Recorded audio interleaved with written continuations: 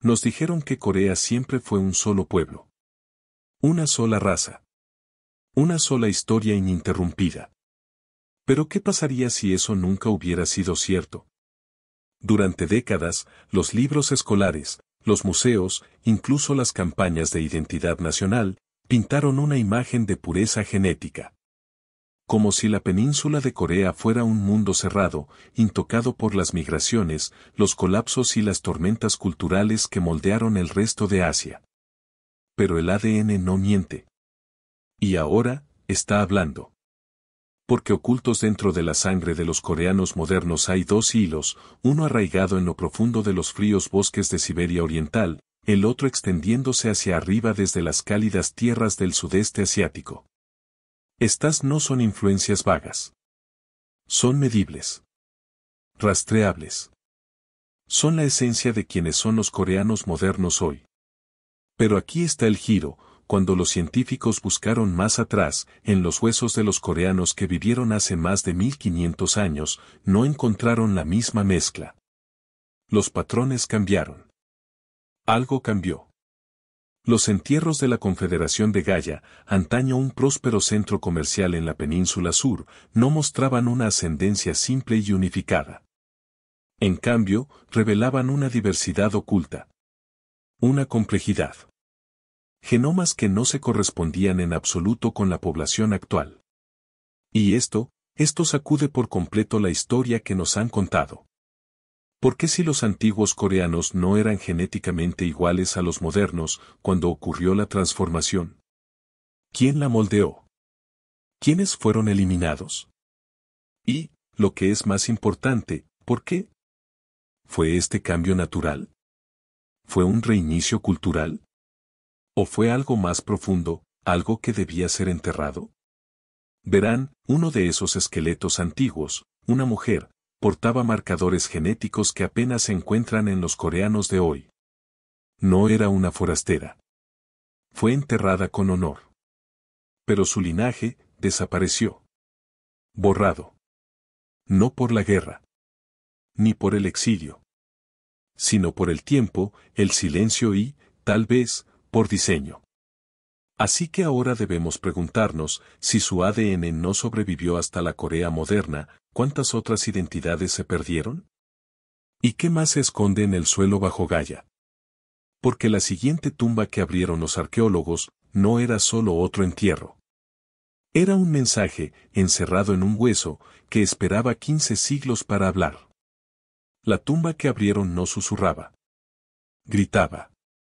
A primera vista, parecía normal, huesos colocados en perfecta simetría, como innumerables otros del periodo Gaya. Pero cuando los científicos analizaron el ADN, los resultados destrozaron las expectativas. No se trataba del secreto de una sola mujer. Era la punta de algo mucho mayor. Un estudio dirigido por un equipo de la Universidad de Viena analizó a 8 individuos enterrados en Gaya, parte del legendario periodo de los 3 reinos de Corea. Lo que encontraron no fue uniformidad, sino heterogeneidad genética. 6 de ellos, sí, sus genomas se alineaban estrechamente con los coreanos modernos y también con los japoneses de la era Kofun. Eso era de esperar. ¿Pero 2? 2 no coincidían. Su ADN apuntaba hacia atrás, a raíces más antiguas, más cercanas a la ascendencia relacionada con Jomon del archipiélago japonés y sus anteriores poblaciones de cazadores-recolectores. No eran comerciantes extranjeros. Eran lugareños, enterrados con esmero entre los suyos. Lo que significa que el pueblo Gaya, incluso hace 1500 años, era mucho más diverso de lo que admite nuestra narrativa moderna. Y tiene sentido. Porque Gaya no era un reino aislado. Era una encrucijada, una confederación rica en comercio con vínculos marítimos con Japón, China e incluso islas lejanas. Los bienes que enterraban eran importados. Así que tal vez, los genes también. Pero eso no es lo que se les enseña a la mayoría de los coreanos. La imagen nacional que se desarrolló tras la colonización, la guerra y la división se basaba en gran medida en la idea de un linaje compartido e ininterrumpido, una identidad coreana pura transmitida desde la antigüedad. ¿Esta evidencia? Lo complica. Porque si incluso durante el apogeo de los primeros reinos de Corea, la gente estaba genéticamente mezclada, entonces la idea de sangre coreana pura no es antigua. Es moderna. Y plantea una pregunta peligrosa: ¿qué pasó con esos dos linajes? ¿Por qué apenas aparecen en el genoma coreano actual? ¿Fueron exógenos, borrados, olvidados? ¿O eran solo una capa, una de muchas, en una historia genética que apenas comenzamos a descifrar? Porque cuando los científicos fueron más allá del periodo Gaya, hacia entierros anteriores, encontraron algo aún más extraño. Algo que no coincidía con Gaya. No coincidía con la Corea moderna. Y no coincidía en absoluto con nada esperado en el este de Asia. Esos dos esqueletos no eran casos atípicos. Eran ecos. Porque cuanto más excavan los científicos, tanto en la Tierra como en el genoma, más estratificada se vuelve la historia de Corea. Resulta que la complejidad genética no comienza en los tres reinos. Se extiende mucho, mucho más atrás, a la Edad de Bronce, e incluso antes de eso. El ADN Y coreano moderno nos dice algo importante.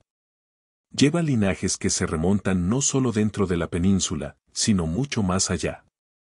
A los bosques de Manchuria. A los valles fluviales de la región de Amur. Incluso a las profundidades de la antigua China nororiental. Esto no es especulación, son datos genéticos sólidos.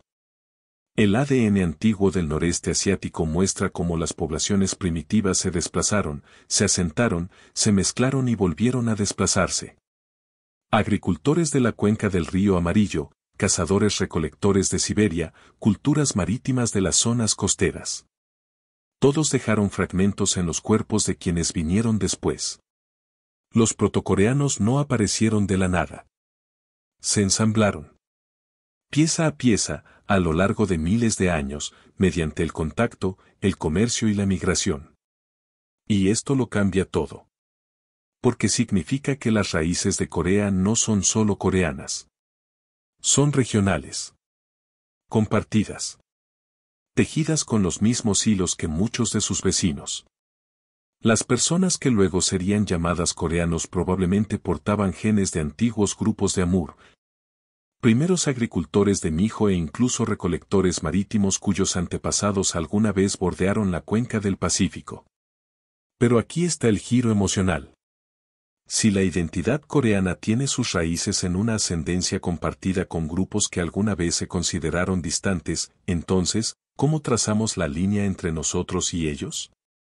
¿Qué sucede con el mito de ser singular, cuando tu genoma te dice que eres plural? E incluso aquí, algo todavía se siente incompleto.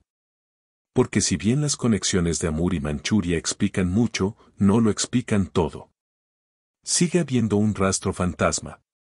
Un patrón en el genoma que no encaja del todo con el marco del este asiático. Algunas señales atípicas que coinciden con grupos no conocidos por la agricultura o la recolección de alimentos. Pero sí por la equitación. Nómadas, móviles, moldeados por los vientos de la estepa y los horizontes abiertos. ¿Qué pasaría si, enterrada bajo los cimientos tempranos de Corea, hubiera una capa oculta no de los bosques o los ríos, sino de las praderas? ¿Y si esa influencia dejara algo más que genes? ¿Y si diera forma a los reinos? Eso es lo que viene a continuación. Entonces, si hay una señal de la estepa escondida bajo el suelo genético de Corea, ¿dónde está? Para responder a eso, tenemos que retroceder la cámara, mucho más allá de la península, hacia una de las regiones más dinámicas e incomprendidas de la historia de la humanidad, la estepa euroasiática. Durante miles de años, fue una carretera. No de mercancías, sino de personas. Nómadas. Guerreros. Comerciantes. Culturas enteras a caballo, cabalgando desde el Mar Negro hasta Mongolia, y a veces incluso más lejos. La investigación genómica ahora confirma lo que la arqueología había sospechado durante mucho tiempo: la estepa no fue el hogar de un solo pueblo. Era un mosaico cambiante de linajes, mezclando indo-iraníes, grupos ugrios, expansiones turcas y más. Y muchos de esos grupos se desplazaron hacia el este. El ADN antiguo de Mongolia y la región de Altai muestra una clara ascendencia esteparia que penetró en Asia Oriental durante las edades de bronce y hierro. Entonces, ¿llegó a Corea? Ahí es donde la ciencia se topa con un muro. Porque a pesar de años de pruebas, el ADN antiguo coreano muestra poca evidencia directa de la influencia de la estepa occidental. La mayoría de los mapas de ascendencia apuntan, en cambio, a linajes del norte de Asia Oriental, desde el Amur, el río Liao Occidental y el noreste neolítico de China. No es ausencia de datos. Es ausencia de señal. Pero aquí está el giro. Eso no significa que la estepa no haya tenido influencia. Podría significar simplemente que no hemos muestreado las tumbas correctas. Hasta ahora, solo un puñado de genomas coreanos antiguos, menos de una docena, han sido secuenciados en estudios publicados. Y la mayoría provienen de entierros reales o de élite, no de las clases móviles. Ni de los guerreros. Ni de los forasteros que pudieron haber ido y venido sin títulos ni tumbas. Y aquí es donde la historia se vuelve incómoda. Porque la idea de que las raíces coreanas puedan incluir hilos nómadas y extranjeros perturba las narrativas nacionalistas. Suscita debates, no solo en la ciencia, sino en la identidad. ¿Corea fue moldeada solo por la península, o por los vientos que la atravesaron? ¿El aislamiento fue alguna vez real, o fue solo memoria selectiva? ¿Y si la estepa dejó una huella, aunque fuera tenue, dónde se escondería? No en los genomas.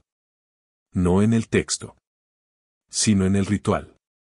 En las formas en que la gente vivió y murió. Y ahí es exactamente a donde nos dirigimos a continuación. El silencio en el registro de ADN no siempre significa que no pasó nada. A veces, significa que pasó demasiado. Con el tiempo, linajes genéticos enteros pueden desaparecer, no por guerras ni exilios, sino por algo más silencioso. Más lento. La deriva genética. Es una de las fuerzas más incomprendidas de la historia de la humanidad.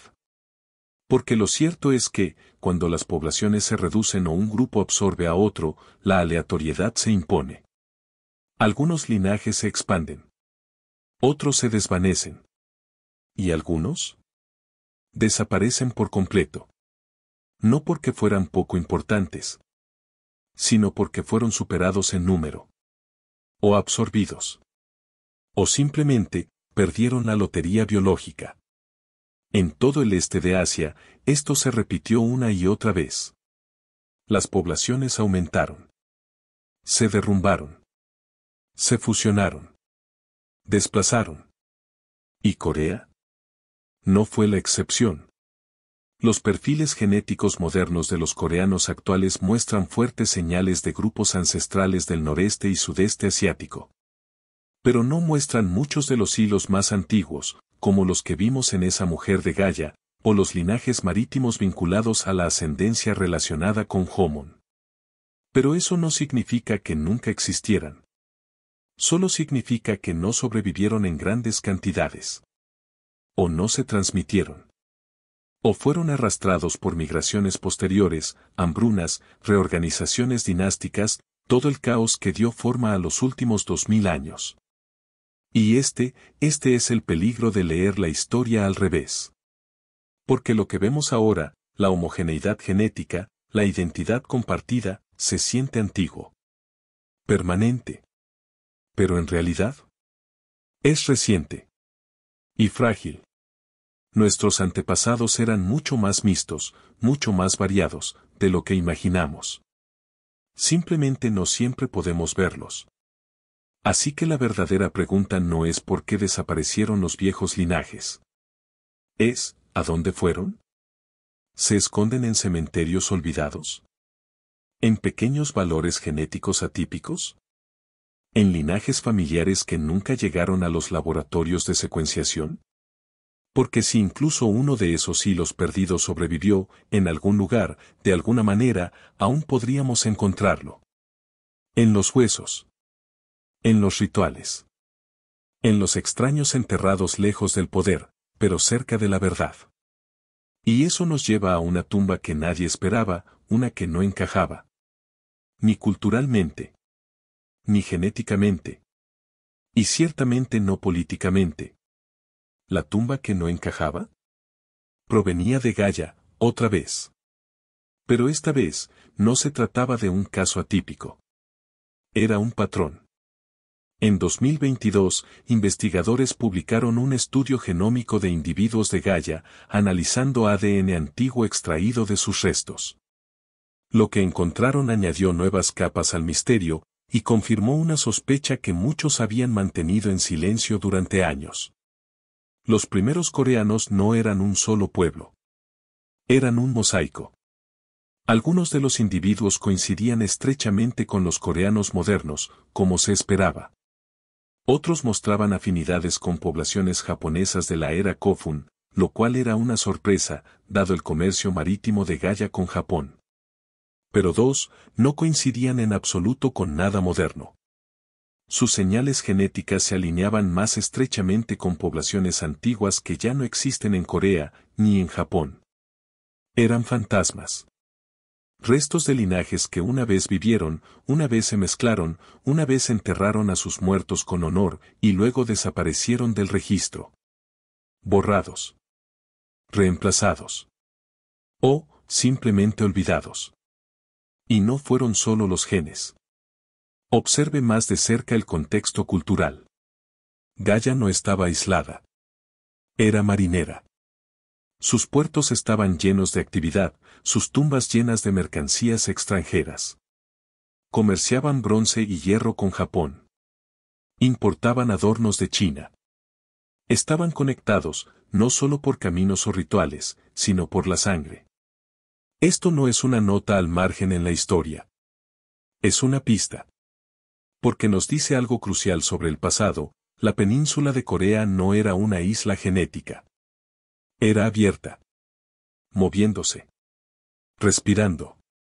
Y moldeada por mucho más que lo que sobrevivió al genoma moderno.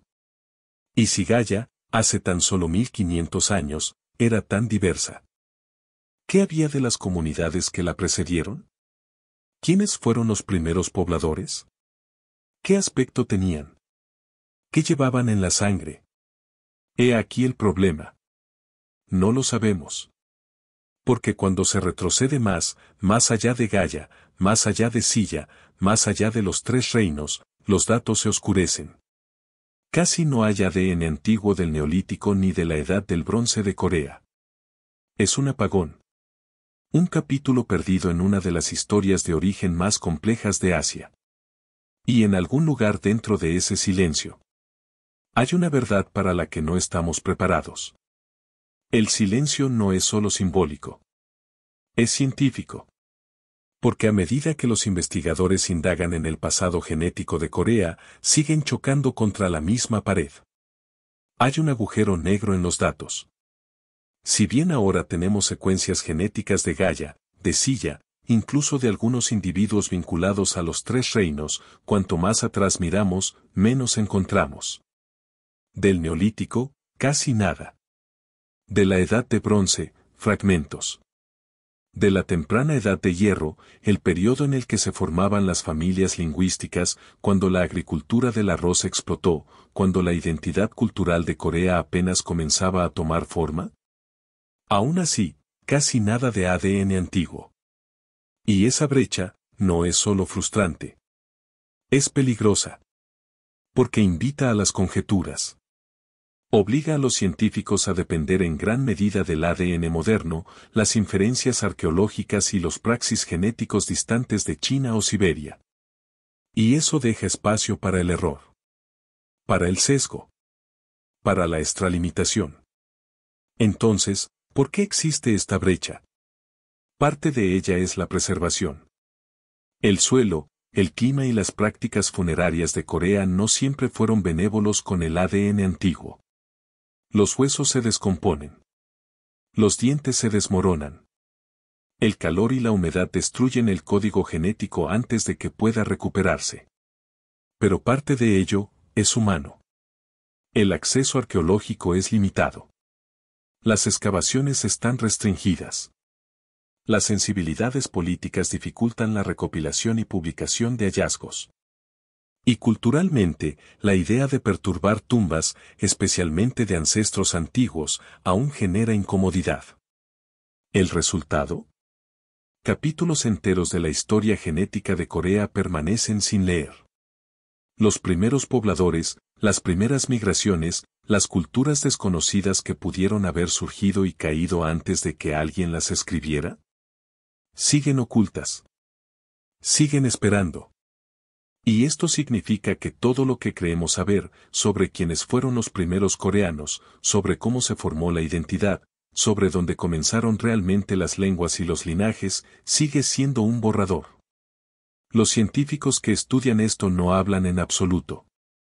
Hablan con cautela. En porcentajes. En modelos abiertos. Porque la verdad es que la historia de Corea aún se está escribiendo. Y a veces, solo se necesita una tumba, un entierro intacto de hace 2000 años, para reescribir todo el guión. ¿Qué pasa si esa tumba ya está ahí fuera?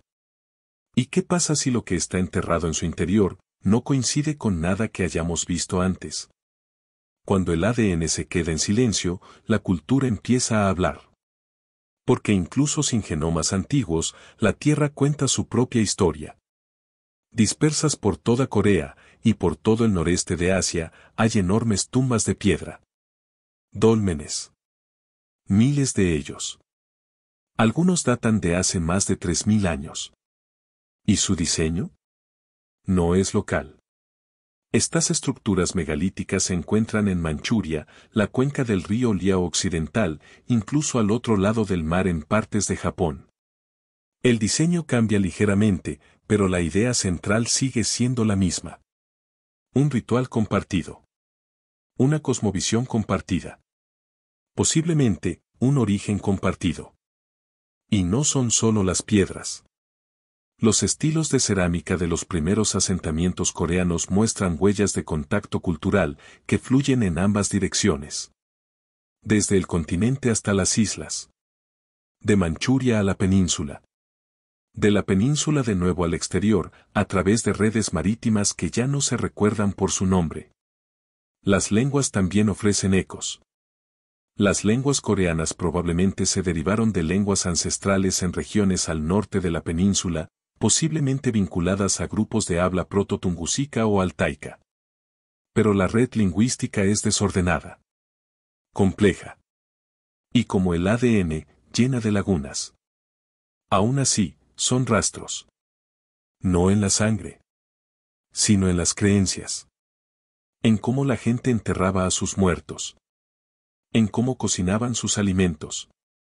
En cómo moldeaban sus herramientas y transmitían sus mitos. Porque no toda migración deja una huella genética. A veces las personas se mudan, y no se quedan lo suficiente como para dejar descendientes.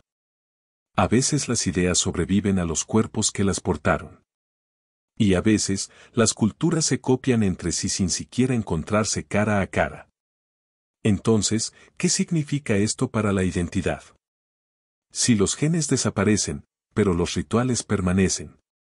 Si las lenguas se distorsionan y evolucionan, pero las costumbres funerarias permanecen arraigadas. ¿Qué es más real? ¿La sangre en las venas? ¿O la memoria en la cultura? Y aquí radica la siguiente contradicción. Porque la idea moderna de ser coreano a menudo se basa en la unidad, en la ascendencia, en la herencia, en el origen.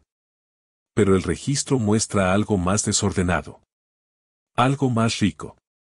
Una historia contada no solo en genomas, sino en piedras, mitos, comercio y tradición. Incluso si perdemos el ADN. La cultura lleva la memoria. ¿Pero cuán fiel es esa memoria? ¿Y si la cultura recuerda una versión del pasado, y la genética insinúa otra? Entonces, ¿en cuál confiamos? ¿O, está la verdad en algún punto intermedio? Esa pregunta no solo remodela a Corea. Nos remodela a todos. Quizás el mito más grande es que alguna vez hubo una sola historia.